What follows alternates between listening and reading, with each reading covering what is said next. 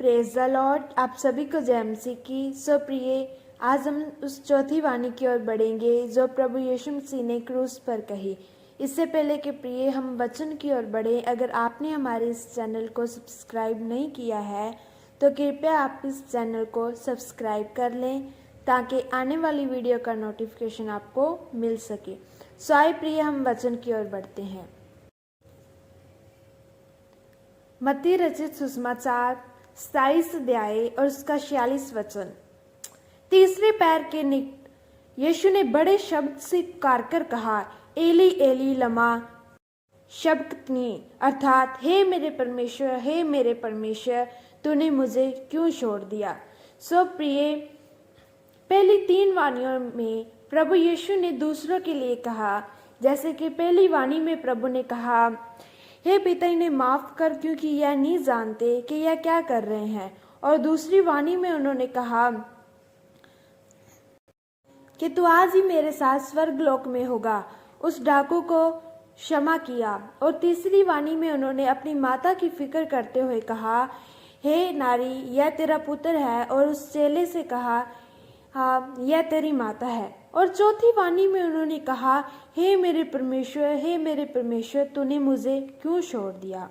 हो सकता है प्रिय, यहाँ पर प्रभु यीशु मसीह अकेलापन महसूस कर रहे हों, क्योंकि उसके चेले भी उसे छोड़कर चले गए थे और उन्होंने अपनी माता की जिम्मेदारी यूहन्ना को दे दी थी। परंतु इस बात से प्रभु को कोई फर्क नहीं पड़ता, क्योंकि प्रभु यीशु मसीह ने अपने पकड़वाए जाने से पहले कहा था। आए प्रिय, हम वचन में पढ़ते हैं यूहन्ना रचित सुसमाचार 16 अध्याय और उसका 32 वचन। देखो वह घड़ी आती है, वरन आ पहुंची है कि तुम सब तितर बितर होकर अपना अपना मार्ग लोगे और मुझे अकेला छोड़ दोगे। तो भी मैं अकेला नहीं, क्योंकि पिता मेरे साथ है।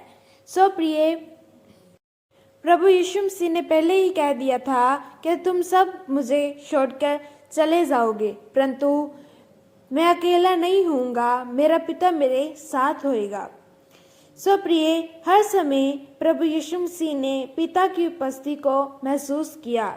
जब प्रभु यीशु मसीह क्रूस पर है तो पिता ने भी प्रभु यीशु मसीह को छोड़ दिया। जब यीशु मसीह अपने पिता की उपस्थिति को महसूस नहीं कर पाते तो वह अकेलापन महसूस करते हैं और वह पुकार कर कहते हैं, हे परमेश्वर तूने मुझे क्यों छोड़ दिया। देखिए प्रिय, प्रभु यीशु मसीह को क्रूस पर चढ़ाए बहुत समय हो गया था।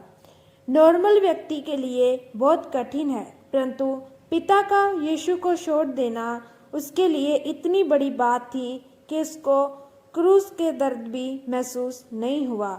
और बड़े शब्द से पुकार कर उन्होंने इस वाणी को कहा, क्योंकि उसको लोगों ने भी छोड़ दिया और अब तो पिता ने भी उसको छोड़ दिया था। सो प्रिय, सोचने वाली बात है, क्या सच में प्रभु यीशु को पिता ने छोड़ दिया था। आइए हम यशाया 59 अध्याय और उसका 2 वचन पढ़ते हैं। परंतु तुम्हारे अधर्म के कामों ने तुमको तुम्हारे परमेश्वर से अलग कर दिया है और तुम्हारे पापों के कारण उसका मुंह तुमसे ऐसा छिपा है कि वह नहीं सुनता। सो प्रिय, यहाँ पर वचन कहता है कि तुम्हारे अधर्म के कामों ने तुमको परमेश्वर से अलग कर दिया है और तुम्हारे पापों के कारण उसने अपना मुंह छुपा लिया है कि वह नहीं सुनता है।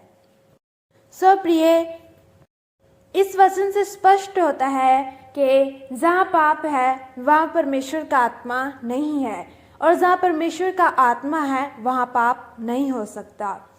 आदम को परमेश्वर ने अपने हाथों से बनाया था, परंतु जब आदम ने पाप किया तो परमेश्वर का आत्मा उससे अलग हो गया। परमेश्वर पाप से घृणा करते हैं। 2 कुरिन्थियों 5 अध्याय और उसका 21 वचन। जो पाप से अज्ञान था उसको उसने हमारे लिए पाप ठहराया कि हम उसमें होकर परमेश्वर की धार्मिकता बन जाएं। सो प्रिय, जो पाप से अनजान था उसको उसने हमारे लिए पाप ठहराया, हमारे लिए उसने उसको पापी ठहराया। आइए हम पहला पत्रस 2 अध्याय उसका 24 वचन पढ़ते हैं। वह आप ही हमारे पापों को अपनी देह पर लिए हुए क्रूस पर चढ़ गया, जिससे हम पापों के लिए मरकर धार्मिकता के लिए जीवन बिताए। उसी के मार खाने से तुम चंगे हुए। सो प्रिय, प्रभु का वचन कहता है कि उसी के मार खाने से हम चंगे हुए हैं। जो पाप से अनजान था उसको हमारे लिए पापी ठहराया गया। हमारे पापों के लिए पिता ने प्रभु यीशु को छोड़ दिया ताकि हम जीवन में कभी भी अकेले ना रहें।